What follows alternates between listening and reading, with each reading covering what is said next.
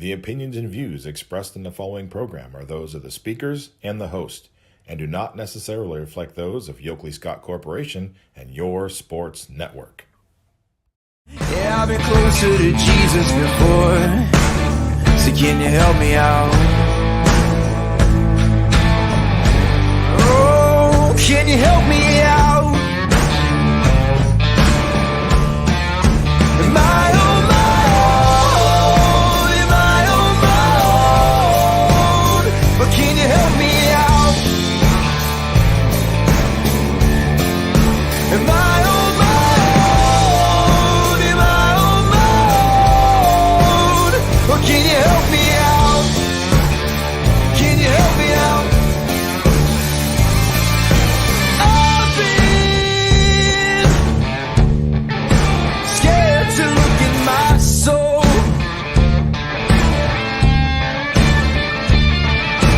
I've been afraid I would follow the road. Yeah, afraid of the things I've been told. And hello, everybody. Welcome inside a wonderful Monday episode of Running Point on ysnlive.com. Brought to you, as always, by our good friends. Going to put them in the top right-hand corner of the screen, Greenwood Chevrolet in Austintown. Hold on. They go the extra mile for you. We try to do the same here on this show every single day, and Greenwood Chevrolet is a big reason why we're able to do that. If you are in the market for a newer used vehicle, make sure to go down to Greenwood Chevrolet in Austintown, check them out, and they'll take care of you in a great way. So we have a great show for you today on tap. It is the start of a segment that will run through the rest of the summer called Living the Dream.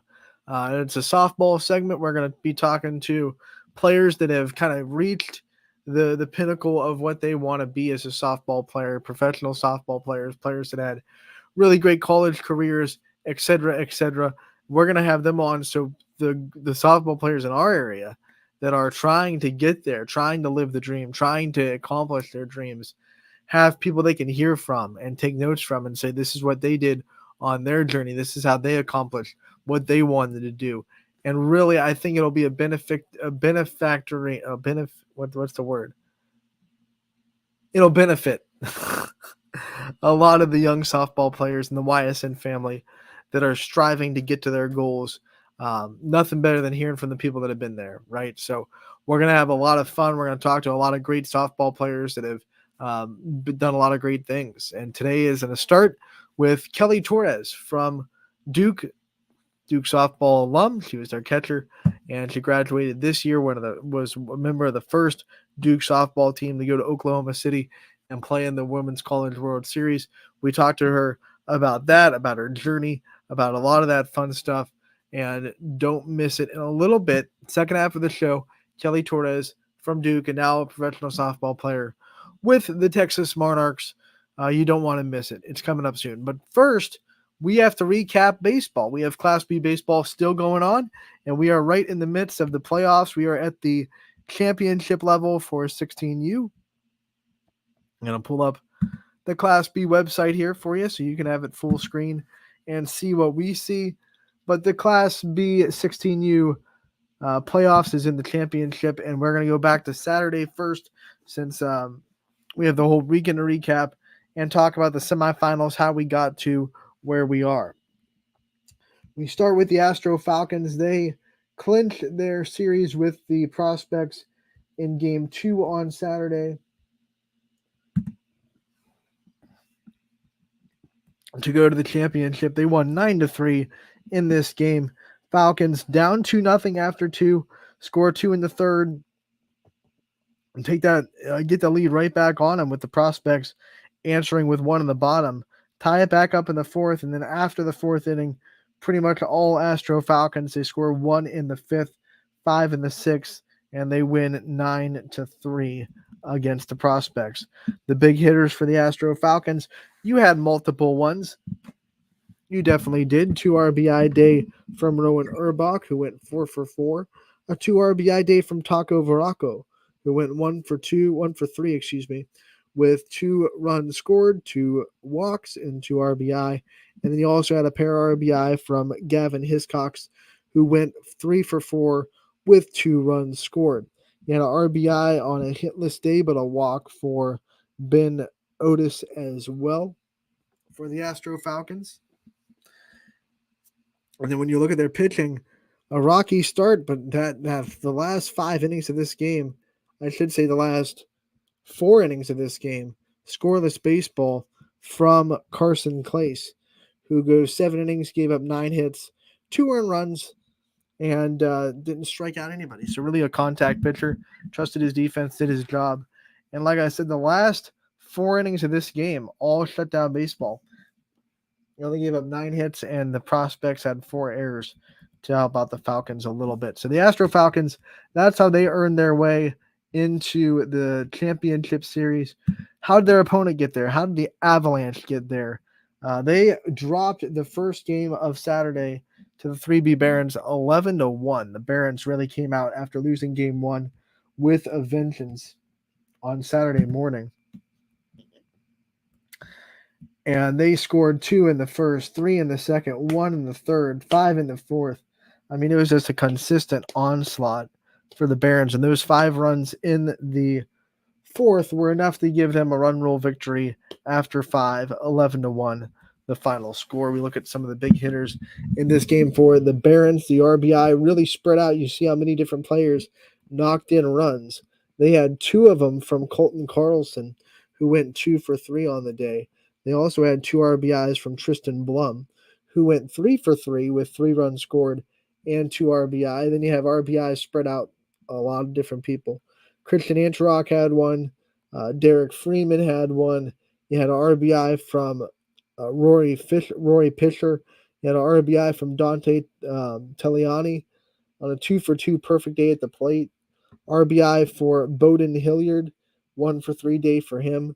So the RBI is from 1, 2, 3, 4, 5, 6, 7, 8 different hitters in that 3B Barons lineup, and their pitching was just as good, as Tristan Blum only gave up 1 run on 5 hits in 5 innings, struck out 7, walked none, stayed away completely from free bases.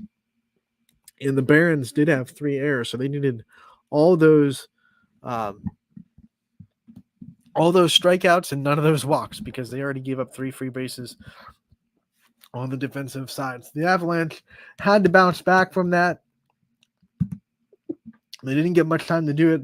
Later on that day, game 3, the deciding game 3, and it went to the Avalanche. They were able to come back and get the win. 8-5, your final score in this one.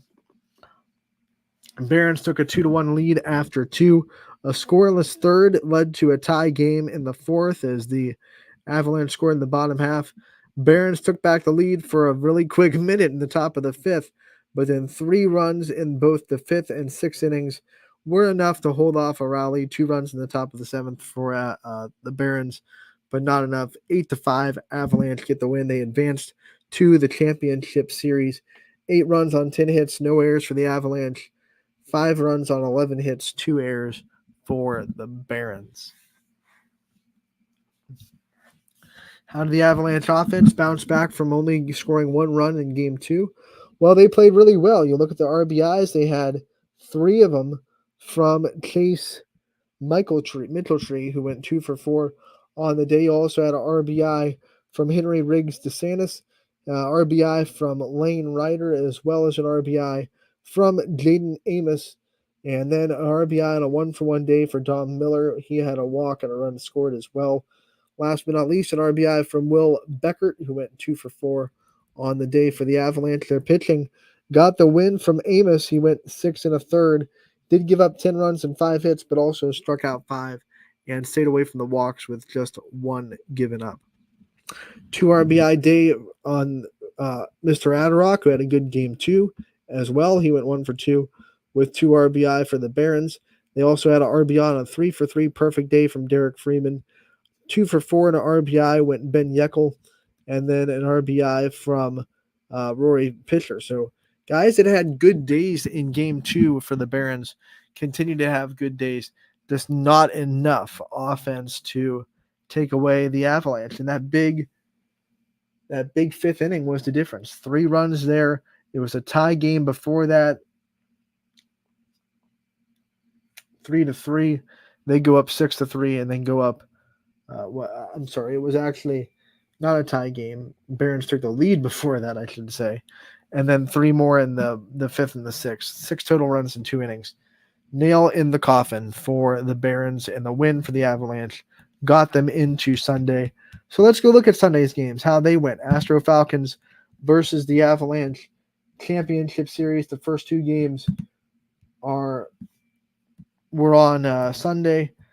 Astro Falcons come out and get a big scoring victory in game 1, 20-11. A lot of offense in this one. Too much to go over in their entirety. Leaving the box scores there so you can see them. Some of the big days: 4 RBIs from Bryson Zerwas on a 3-for-5 day. How about that? Have yourself a day in the championship. Game 1 setting the tone.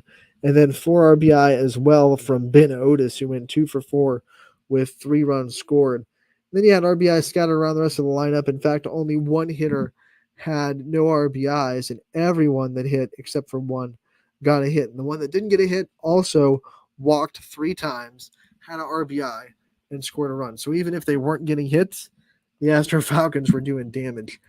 Pitching-wise, not the greatest day for the Astro Falcons, but it didn't matter when you score 20 runs.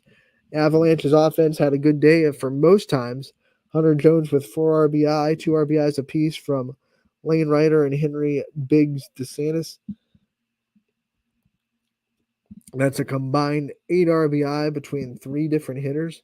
You had Beckert with an RBI, 1-for-3 with a run scored, and then a 1-for-3 day with a run scored and a walk for Chase Mitchelltree, who also got an RBI. But they had to play game 2 on the same day, so the 2 teams regathered themselves, came back in a little bit for game 2, and it was all Astro Falcons. This time, their pitching came with some intensity after giving up 11 runs in game 1, only giving up 2 in game 2. 13-2 your final score. Another big day for the offense. 3 RBI for Ben Otis. That means he had a combined 7 RBI in 2 games played in the championship. He went 1-for-2 with a run scored. Then you had RBI scattered throughout the rest of the order. Taco Veraco had 1. You had an RBI from Logan Patelis, RBI from Bryson Zerwas. But a lot of those RBIs came without a hit, which is good for situational hitting. Fans of situational hitting, doing your job, getting the run in when you have to. Will Petty got the win. He went 5 innings on the mound, gave up just 3 hits, 2 earned runs, struck out 1 in the 5-inning run rule victory for the Falcons. 13-2, the final score. That sets up the last game of the series, or what could be the last game of the series. The Avalanche down to their last chance, backs against the wall tonight. It's all set for the Astro Falcons and Avalanche to try to decide a winner in the championship. Game 3 on scene 1 at 8 o'clock under the lights as the Astro Falcons go for the sweep, and the Avalanche look to force this into another day for the championship series in 16U. Let's go over to 18U. Their championship not set yet. 3B Barons have gotten there over the weekend. Let's go back to Saturday, but they're still waiting for an opponent. On Saturday, the 3B Barons got the 4-2 win in game 1 of the semifinal series with Creekside. Astro Falcons got the 12-6 win over Athletics. Let's look at the Barons game first and what went down in game 1 of the semifinals in 18U. Barons, they were down 1-0, 2-0 after 3, but 4 runs in the 5th sealed the fate of Creekside. Just 1 crooked inning really did it in. The Barons offense for you got 2 RBI on the day from Colby McGuire, and then Brady McGuire had an RBI on the day. He went 1-for-2. So did Colby. So those 2 with great days, 3 RBIs combined for both of them. They were only 3 RBI on the day for the Barons. Runs were scored by Tommy Caroli, Nate Thomas, Luke Anderson, and Wes Corville. The pitching for the Barons went to Zyler Friedman. He went 5 innings, gave up just 2 earned runs on 4 hits, struck out 8, walked 1. Joey Campoli came in relief. She went 2 innings of no-hit baseball and struck out 2. Actually, perfect baseball because he didn't have a walk either. So Campoli with a good outing in relief. 4-2, the Barons get the win in Game 1 over Creekside. Let's go check out Game 1 of the Astro and Athletics series. 12-6, Astro gets the win in this one. And they had the offense just going. You look at the breakdown of the innings. The only one they didn't score was the 7th, and they didn't have to bat in that inning. So a big day at the plate for the Falcons. 1 in the first, 1 in the second, 2 in the third, 1 in the fourth, 5 in the fifth, and 2 in the sixth. 12-6 winners over Athletics.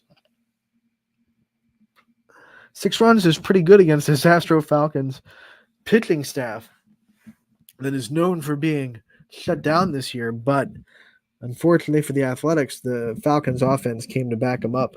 2 RBI from Brady Alexander, 3 RBI from Jay Rona.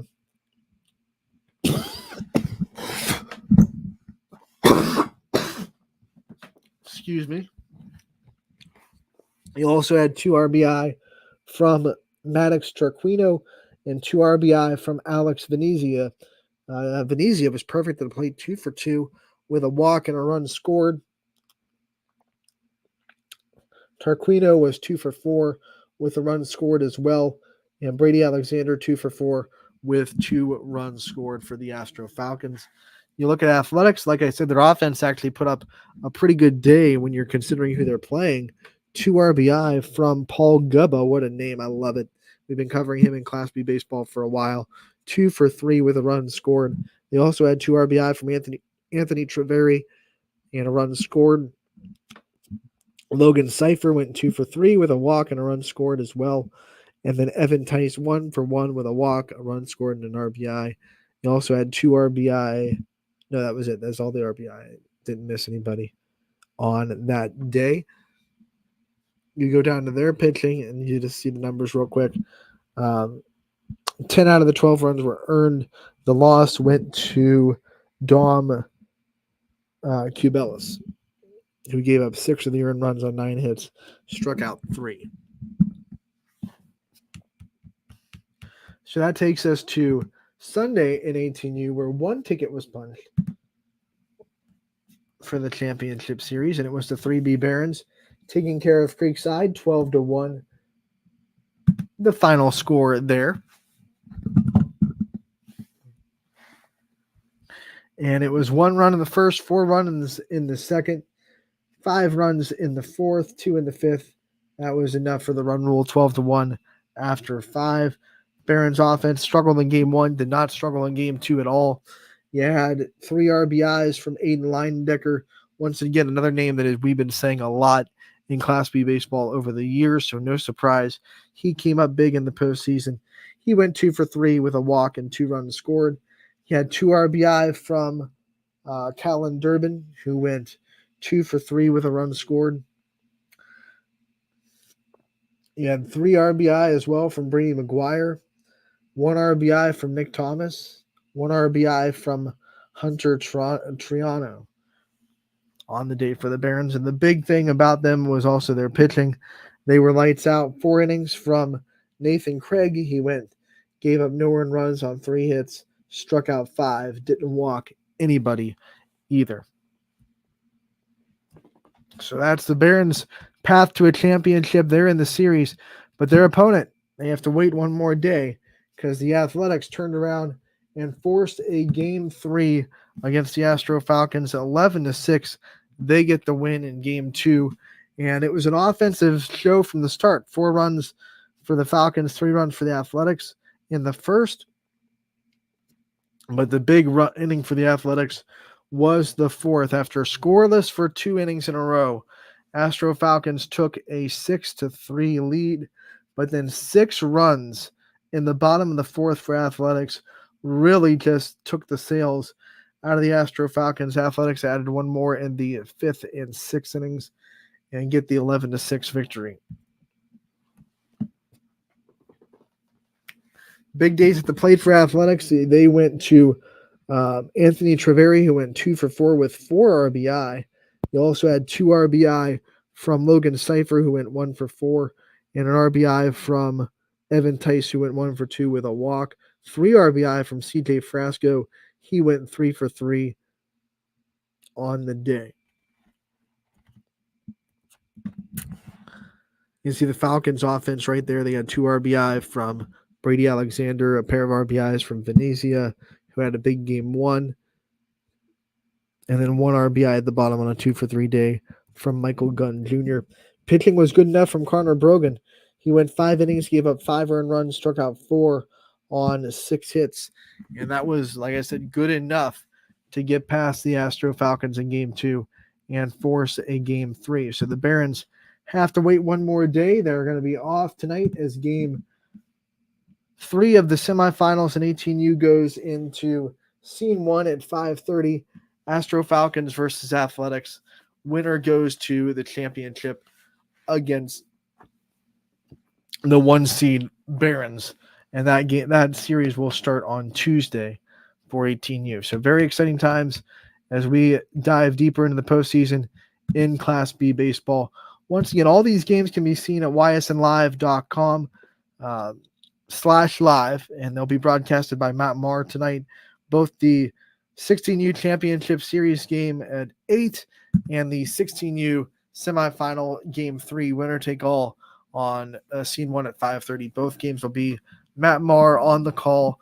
Can't wait. Make sure to go to ysnlive.com /live to check it out.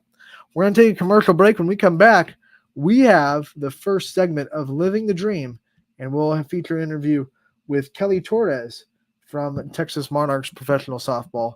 That's coming up when we come back on Running Point, brought to you by Greenwood Chevrolet in Austintown. 21 News delivers the news as it happens, using the latest technology from where it happens. Live here outside the Mahoney County. On air, online, Wednesday afternoon weather update. Very dangerous.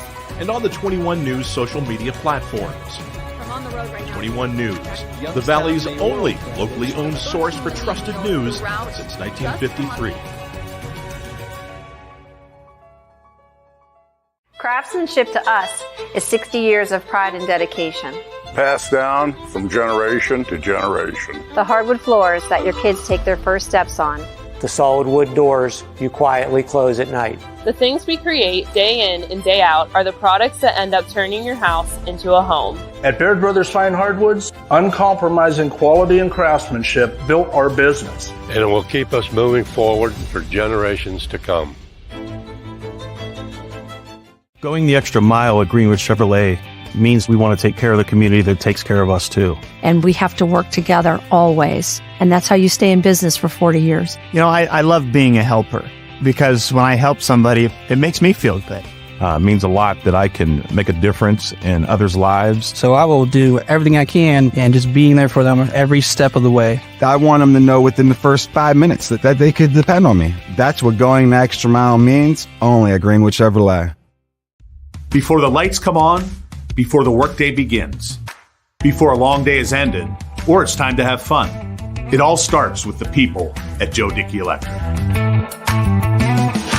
From replacing a light fixture in your home to building a substation for your business, no job is too big or too small. The people of Joe Dickey Electric power them all. Joe Dickey Electric, over 60 years of powering the Mahoning Valley.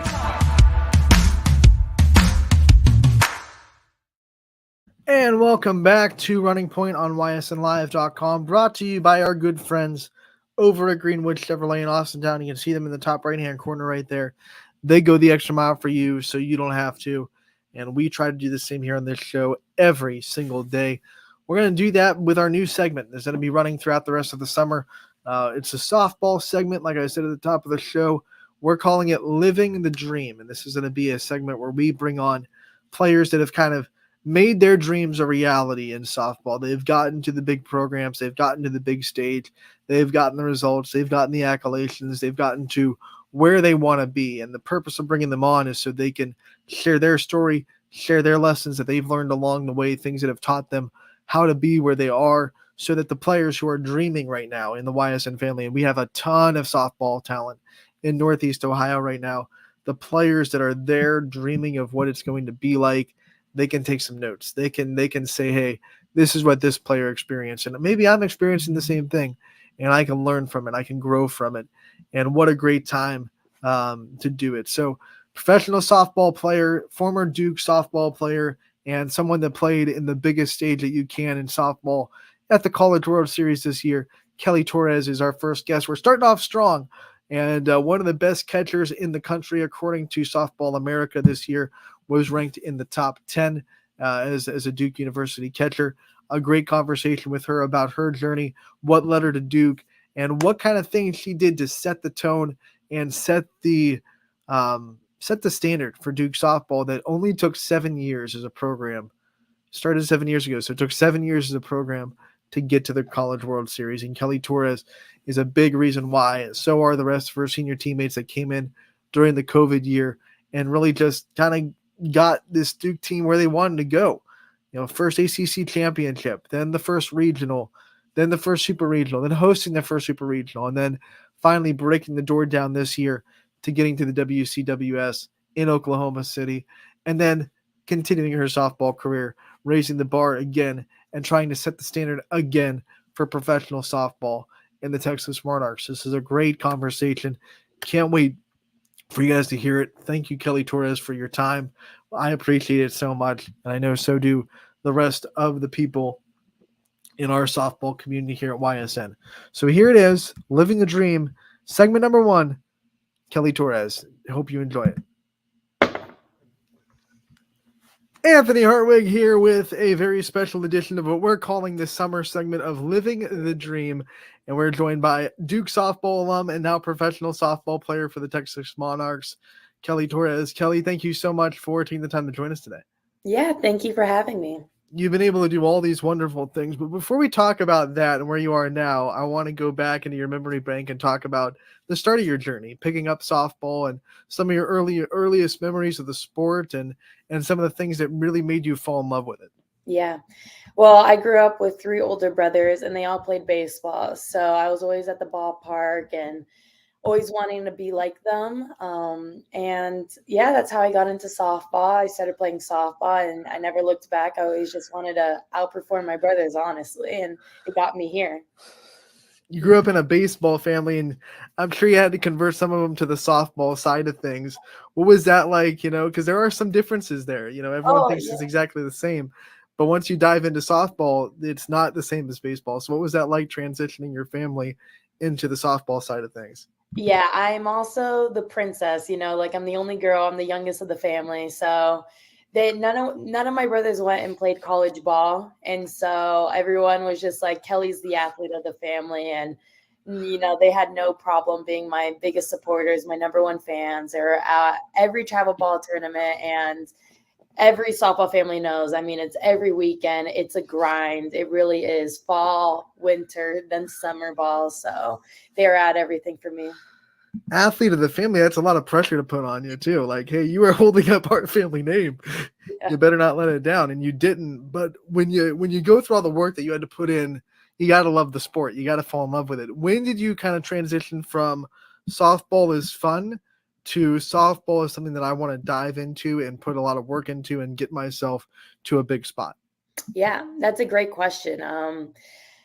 I feel like it had to be around 6th grade. 6th grade, I was like, okay, I've been playing for this sport since I was a child, and I'm getting into middle school. And this is when, back in the day, people were getting committed in 8th grade. So I was like, this is something I want to seriously pursue. And I have a trainer, Chris De La Rosa, out of South Florida. And I've been with him since 6th grade. We worked catching, we worked hitting, and I worked every single week, if not every single day, at the craft to get me where I'm at. Once you make that decision, the workload gets piled up. Like, you have to really put in the time to get yourself to that level. Are you an athlete that loved putting in the extra time, or were you someone that had to kind of be pushed to do it? Because both athletes exist and both athletes get to where they need to be. Yeah. But some athletes just thrive. Like, give me all the T work, give me all the lifting. I want it. And some athletes just have to be a little bit nudged to that calling. What side of the fence were you on? I loved it. I woke up early and I went to workouts at Bomarito, just a gym by my house before school started. Then I went to school, went to practice, and then I had like extra training after practice, like one-on-one stuff. So I was always grinding and I loved it. It was my life, you know? As you already said, recruiting back then a little bit differently. You had to start it a lot younger than kids do nowadays. What was your recruiting story like? What were some of the things that you did to try to get yourself recruited, and what were some of the things you were looking for? And then obviously you hit Duke. So what were some of the things that Duke had that made you feel like home? Well, Duke has been my dream school even before. They had a softball team. My mom is very big into academics, and so her dream school was Duke, and her parents didn't let her go away for college, so she went to Miami. So at a young age, all I heard was Duke, Duke, Duke. And when they finally said they had a softball program, I was at the very first Duke softball camp as an 8th grader. And fun fact, I was the first one there. And I helped coach set up the bow net. So I was helping setting up the camp. What kind of moment was it when you realized that Duke had a softball program or built a softball program and it was already your dream school? I mean, was that one of those, okay, it's meant to be kind of deals? Yeah, it really was. So I remember vividly my coach in 12U, we had like homework to do every week. And so our homework was to write a list of our top colleges. And then the next week we'd write emails to them. And so my top colleges were Miami, Vanderbilt, Duke, all these schools that didn't have a softball program. And everyone was making fun of me at practice. They're like, Kelly, how do you not know? None of these schools have a program. And then Duke, 2 years later or a year later, announced that they were having a softball school. So it was like a no-brainer for me that was where I was going to want to go. That's where you go back to all the people that were making fun of you and say, I knew. Yeah. I knew. Yeah. You know, so let's talk about this getting on campus and, you know, doing your official visits and meeting the coaching staff and it becoming more less of a dream and more of a reality that Duke in the softball program specifically was where you wanted to be. Yeah. Well, I put the work in, you know, I went to camps, I emailed, they came to watch me. And so when they offered me a visit, I went on and it was heaven. You know, it's a beautiful campus. Everyone there is like, you know, committed to excellence. Either you're an athlete or you're in the classroom, like everyone there wants to do great things and it's who you surround yourself with and that's who you become. So, I mean, it was a no-brainer. Once coach offered me, I was like, yes, 100% I'm in. And I never looked back. I never doubted my decision once. When you're going through all that, you're also going through the early ages of your softball career, your high school career, all that fun stuff. What was it like to try to balance, you know, trying to get your dreams taken care of and also being a kid playing high school softball and trying to also live up to your community? Yeah. Being a kid and playing softball, I mean, especially community, you say that word and it's like I come from a Cuban Colombian family and you know sport and baseball within itself has just been the pillar of everything. And so being able to go to Duke and in such a like high institution and play for them, it's been awesome. And I'm not where I'm at by myself. I have such a strong village behind me and my family and they are my biggest supporters. I get more joy to see them happy about the things I accomplished than myself accomplishing them. What was it like for you to be able to represent them in high school softball and to be able to play for that hometown community and be a hometown hero like I'm sure that you were? Yeah, it was, I mean, literally awesome. I wish I can go back and do it over again because I feel like in high school and when you're in the moment, you don't realize all of the love and all the support that you have. And I mean, I am just so grateful that I was brought up surrounded by all that love. But yeah, I ended up getting Female Athlete of the Year in my high school. And so I always had family and supporters just constantly coming to my games and watching me play. And when I committed, they were just like, yes, you're going on, you're doing big things. So it was awesome. Up here, and I'm sure in your community too, when you make a commitment to a big school that everyone knows, all of a sudden all the lights turn on and everyone kind of wants to know everything about you and everyone wants to, you know, do interviews with you and you get the newspaper articles, all that fun stuff. What was that like once you committed to Duke and you got the attention of not even just your high school community, but everyone in the surrounding communities in the region? They wanted to know what this softball player that's going on to do big things was all about. Yeah, I mean, that was probably my first moments with the press and like with writers. And obviously, when you get to Duke, there's interviews almost after every game and there's reporters everywhere. So when I first committed, that was probably the first time I had encounters with that. And I love to share my story. I kind of felt seen. You feel heard. You put so much hours in and the early mornings and the late nights. And now when your work is finally being paid off and people now see the fruits to your labor, it's a pretty cool thing to be recognized for that. As a teenager, did it ever add pressure to you to try to live up to those people giving you attention, or were you kind of just focusing on your own thing and not letting that kind of pressure get into your mindset?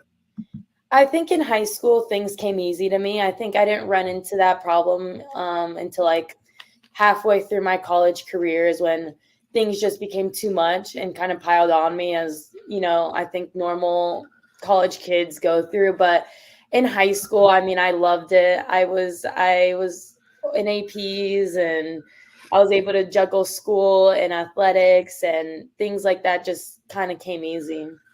When you were committed and still trying to accomplish so much in high school, how did you stay motivated when you already knew that your college career was going to happen and you had that locked down and you knew you didn't have to impress coaches anymore? What drove you after you were committed to Duke to still be excellent in high school? Yeah.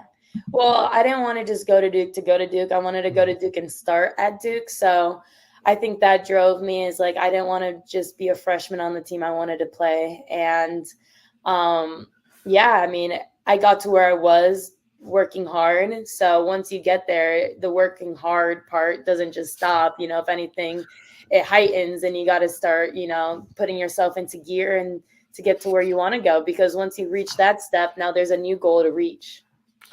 In this high profile sports world, no one talks about the sacrifices you have to give up to get there, like the things that you have to give up to put in the work to get there. What kind of things do you think you sacrificed or you kind of put aside, especially at that time of your life, to get yourself to where you wanted to go?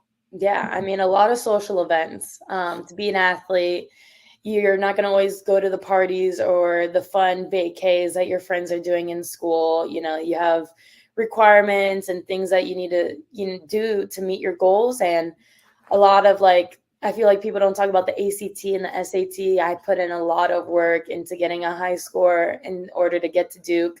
And so that also took a lot of work. It's not just the athletic training, but you need to put in the hours of studying. And so, yeah, there's just moments, I remember missing the football state finals and our high school team made it to the state championship and I wasn't able to go with my friends. And there's memories like that you miss, but it doesn't even compare to the memories you make if you put in the hard work and you stay disciplined. So I'm sure signing day for you was really special because you said Duke was somewhere you wanted to go for a long time. So talk about that day when you signed it on the dotted line. You weren't committed anymore. You were signed, and it was a reality that you were going to Duke. Yeah. Signing day was awesome. I was the only softball player, I think, at that time signing. There's a lot of baseball players. My high school is a pretty big sports school, so it was cool to see. Well, honestly, it's really cool now to look back at that signing day picture and see where everyone is now. But my friends went to Vanderbilt, and so there was other big schools, being signed, and it was honestly a big party. My parents, my dad, he was crying. If I go back and look at photos, like all of the photos, he's like looking down and hiding his face because, you finally did it. You signed the seal and you accomplished your first big goal of life. So it was an awesome day. And then as soon as you do that, the reality sets in that, okay, it's the next rung in the ladder. It's now I'm a D1 athlete. What was your welcome to D1 softball moment? The thing that kind of the culture shock of, okay, now things are a little bit more serious. When you go to college, at least for Duke, there's a run test. And I think that was my first, this is some real deal, crap going on over here. And you train for it. In the summers, I was training really hard. So what our run test is, it's 18 gassers there and back. And then there's an 18-second group and a 19-second group. And you have to make it in that time. and then you get a minute rest in between each one, and you have to make 16 out of the 18 gassers. You get 18 tries, and you have to make 16 of them. And so around like rep 8, it really just becomes mental and not physical anymore, because if you can do 8 gassers, you can do the whole thing, but it's mentally draining. Your body's fatigued, but you still have to get on that line, and you have to run, and you have to make it in a certain amount of time. So I think coming in, that was my first real experience where I'm like, this isn't a joke. This is real. And you push through and you get through it, and you do that 3 more times each year. And yeah, you learn to love it. You used mentality a lot in that answer. What was your how did you get through the mental hurdles of transitioning to now softball is like a job? Like you have to put a lot more time dedication to be a college softball player. How did you handle that transition going into Duke? Yeah. I think I had a special case, at least my year, the grads of 2024. We came in at COVID. And so such a weird time. I think it was a nice way to slowly prepare into college. You weren't just thrown into a bunch of classes. Like we had classes, but they were online. Scheduling was probably a bit easier. And we weren't missing out on all the social events, because there literally was no social events. And so we hung out just with the team in our little bubble, and it was a nice, easy way into college. Classes were online. Practice was all you really had to do. And yeah, I think it really hit me sophomore year. How close do you think COVID year, and like you said, being in the bubble with your team and only your team, make, especially the class of 24 at Duke, how close did that make you guys? Oh my God, extremely close. That year was so fun. I'm sorry. That year was so fun. So that's the year we won the ACC championship for the first time in program history. And I don't think it's, that just happened by coincidence. We worked extremely hard, and we were extremely close. And so that, it takes a lot more than just talent to win an ACC championship. It takes gelling. It takes the team really working together and being on the same page. And that group was very special. I mean, we did things that no one thought we could do, and we really set a standard for the future of Duke. Talk about the results being harder to come by in college and how you dealt with that. Because in high school, a lot of these girls that are going to go off to big colleges, they might be hitting 600 in high school because there's pitchers that just can't pitch on their level. And then you go into college, you're a small fish in a big pond all of a sudden. How did you initially handle the reality that the results might not come as easily in college anymore? Yeah.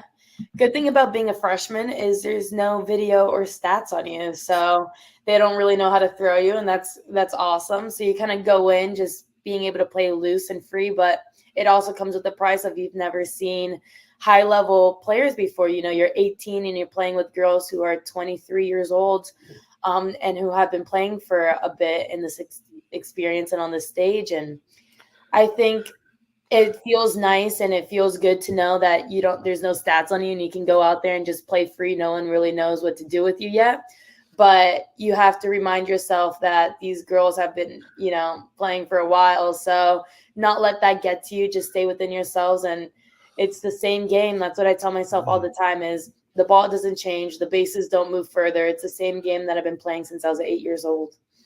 And we're catching you at the end of your Duke softball career now as a professional. But when you look back on the 4 years at Duke, what are some things that you're like the most proud of that you personally were able to do as a Blue Devil?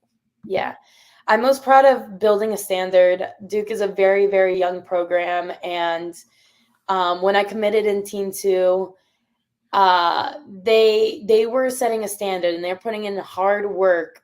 And they weren't seeing the fruits of their labor. Like I was saying earlier, they weren't seeing the results, but they were putting in the work. And when I came in Team 4 is kind of when the switch flipped and we won our first ACCs. We went to regionals for the first time. Then the next year after that, my sophomore year, we made it to supers for the first time. And the year after that, we hosted supers for the first time. So each year we were there, we were getting further and further. And then my senior year, we ended in OKC. And I mean, we did things that programs don't do in 50 years, and we did it in 7 years. And that's what I'm most proud of, is just being able to make a standard at Duke. And although we're young, it doesn't, don't shun us out, because not only are we a basketball school, we're a softball school now. Softball school for days. When you think about catching, because you're one of the best catchers in the country, ranked number 10, I think, by Softball America. Catchers are different. They're built different. There's a different mentality. I've talked to a lot of catchers. It takes a special brand of person to go back there and be a backstop. When did you kind of click that catcher's mentality? When did you fall in love with that position? Oh, I fell in love at such an early age. I'm a short kid.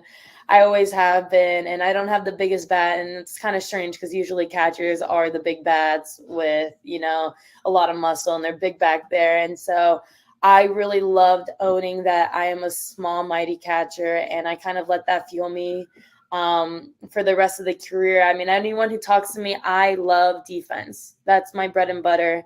I love the art of framing and talking to the umpire. You have to be suave with your words, and like there's an art behind it that people who don't really know the sport would understand.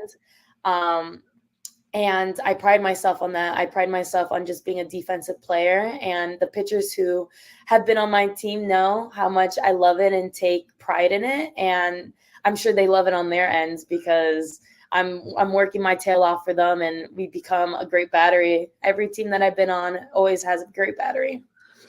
When you think of your time at Duke, what's one thing that you wish you knew when you were going in that you learned along the way, that you wish you knew before you started? Yeah. Something I wish I knew. I feel like everything happens for a reason. I think I wouldn't change anything about my career path, but if I was to do it again, I wish I knew what I wanted to do with my life, like outside of softball and school, because then I could have started internships and classes and academics a little earlier. In the beginning, I was just taking whatever classes sounded cool and fun, but it definitely would have helped me a little bit with, time scheduling if I knew what I wanted to do. But again, that comes with growth, and I still don't even know if what I want to do is correct. So it's everyone's always growing all the time. I really wouldn't change a thing. I mean, I can't let you go without asking about OKC and being able to play there and what that experience. That is something that every softball player dreams of. They want to go to OKC and play in that atmosphere, play in that moment. What was that like for you? It was awesome. I mean, that's literally the dream when you start playing as an 8-year-old, is to make it to the biggest stage. And to see the amount of people that come out to softball is just crazy. I've never played in a crowd like that before. And to know you made it, to know that you were in the World Series and finished your career there and were able to be a leader that brought your team there, it speaks volume. I mean, it's a testament to all the people and all the Duke teams that came before us. Team 4, 5, 6, all the teams that I was on before. We worked for that moment. And to get there was just a dream come true. I mean, I was like a kid in a candy shop. Every time I looked up, I was in awe that I was in that moment. How did you focus in after all that? Like, you don't get caught in the lights, as they like to say. Yeah, I mean, I didn't make the moment any bigger than it is. I said earlier that it's the same game, same basis, same ball, and that's all I tell myself. And, God brought me to that moment, and I was just like, why not play the best? Why not just let it all out there? You made it. So, I mean, I think I didn't let the moment get too big, because when you make it to the Women's College World Series, you obviously don't want to just make it and not do anything with it. You want to make it and play your best and see how far you can go in the World Series. So I went up there and I was just like, just do you. Nothing changes. The game doesn't change. Here you are, not done playing. You continue your career in the WPF for the Monarchs. What went into just deciding that, hey, I want to keep going. I want to keep playing. I want to play this game as long as I can? Yeah. Softball is really the only sport that doesn't have a big professional league. And I think it's cool that now people are like, I want to keep playing, and it's become normalized. I think obviously it can grow so much more. I mean, I'm excited for the day that there's going to be one league, and it can kind of be like a feed in like the MLB, and maybe there's 8 teams and we combine all these leagues together. But the fact that we're starting something and there's something happening and we're in the beginning of it, it's kind of cool. So I'm excited to see where this can go. And I know just more softball players are going to want to go pro as more people join in. What's it like being a part of a group of players that's trying to, like you said, build the foundation for professional softball and give more and more players the avenue after college? What's that like trying to be the foundation builders and trying to just do everything you can to grow the game at that level? Yeah, that's something that intrigued me about Duke, is that we were going to make the standard and the foundation for years to come, since it was a new program. And when this happened, I was like, hell yeah. Like, it was such an awesome career at Duke, and why not do that in the pro level and be able to create a team that, I mean, the Texas Monarchs, we're a stacked team. We're learning how to play together. We've only played 3 weeks together, but once we find our rhythm and find the pieces and find how we work and who we identify as, we're going to be an awesome team. So it's cool to be able to set the foundation, and I hope things start changing in the right directions, and that, you know, we all start getting on the same page that college or softball is and can make a lot of money in the professional level. Who were some of the players in the Monarchs roster that were on your radar, you hadn't had a chance to play with, and when you saw it, you were like, oh, I am so excited to be able to share a field with this person? Yeah. I mean, I feel like Jada Kearney is one that comes to mind. I just interviewed her. I also have a podcast, so if people want to go listen, it's Softball Speakeasy. But Jada Kearney played at Georgia, and I mean, a big bat. He just, I don't know if people watched the SEC tournament, but she had an insane home run in the 14th inning that made them continue to play, and they ended up winning that game. But it's just I think she's one that I'm playing with that I'm just like, how were you even real in college? Devin Flaherty, I played her every single, year at FSU, and now we're teammates. So it's kind of fun how we went from, playing each other and rivals to now we're on the same team. And you don't really know who people are because you don't know them, but you kind of get a vibe from how they play. And it's fun to see who they are as humans outside of just being a player. All right, so one of the full circle things we want to do is just ask you for advice that you'd give to players now that are either preparing this year to go on to college campus, or maybe they're going to college campus in the next couple of years, and they're locked in, they're going to be a college softball player. What are some of the things that they can do to prepare themselves for, not having that culture shock of stepping onto a college campus and realizing, this is not high school softball anymore? Yeah, I would say I would say to continue to make goals. I think when you make it to college and you're like, oh, I did it, and you kind of become satisfied, that's not what drove you to work hard. I mean, when you were working hard to get to where you wanted to be, you had goals, you had plans. And so once you make new goals, make bigger plans, never stop dreaming, because if you stop dreaming, you stop working hard. And so that's what kind of always pumped me is, okay, I have a new goal. I have a new accomplishment I want to make. And so continuing to have that and write it in your journal, keep track of these things and become more in tune with yourself. And by doing those things, you're never going to, want to stop working, and you're going to just reach potentials that you never even thought you could. All right, we do this with every athlete we interview, no matter what level they're playing at, because we know there are so many people that got them to where they are and that have helped them along the way. I want you to take the spotlight off yourself for a minute, shine it on the people in your life that you wouldn't be where you are without. We're not the Oscars. We're not going to cut you off. So as many shout outs and thanks as you want to give. So many. My village runs so deep, but I mean, my parents first and foremost. They have put in so many hours, so much time, so much money, so much dedication into playing softball year round, and they put their lives on pause so I can thrive and do what I love. My family, outside of my parents, my cousins, aunts, uncles, grandparents, they were all there sharing their love with me. My brothers, Kyle, the one who's closest to me, is probably my biggest fan, always watches every single one of my games, gives me feedback. Even if I don't want feedback, he's there to give it to me. All the coaches that I've played under, I mean, my 8U softball coach still comes to my games, and I had a bad coach. I mean, all of them. Shout out Coach Pam, shout out Coach Michelle Nevling. She also played pro ball back in the day, so it's cool now that I'm playing pro ball. So Chris De La Rosa, he's my trainer since I was a kid. My high school coach, Marty Cooper, he really knew how to run a defense, and I credit a lot to how I am vocally as a catcher, because he made me as a sixth grader who wanted to be on varsity learn how to yell at all these older girls, seniors on the team, and tell them where to go. And I needed to be yelling every play. So I think I became a very vocal catcher from him. Yeah, I mean, I want to shout out just all the players I've ever played with, because they built me up as I built them up. Yeah, and I think that's where I would end, but just so much love to everyone who's helped me in my career and all my friends and family, and I just couldn't be here without them. Kelly, we want to thank you so much for the time and letting us share your story for all the softball players in our community. I know they're going to love hearing from you. We wish you the best of luck in the rest of the WPF season and whatever you decide to keep doing in your future.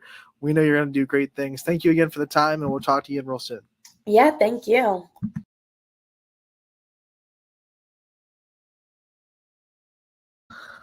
That was Kelly Torres, Duke softball alum,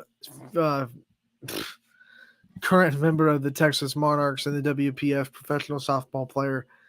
Episode 1 of Living the Dream, man. Kelly Torres is living the dream out there, and she gave a lot of great nuggets for softball players in our area that are trying to live the dream and are trying to get to the places where she's gotten to, trying to be a professional softball player, trying to be an impact on a softball team at the college level, whether it be Power 5 D1 or even D3 or JUCO. There's no bad college softball players. So you're out there, you're wanting to achieve your dreams and achieve your softball excellence, go on and watch Kelly Torres do what she does and listen to that interview again and again and again and get those nuggets from her.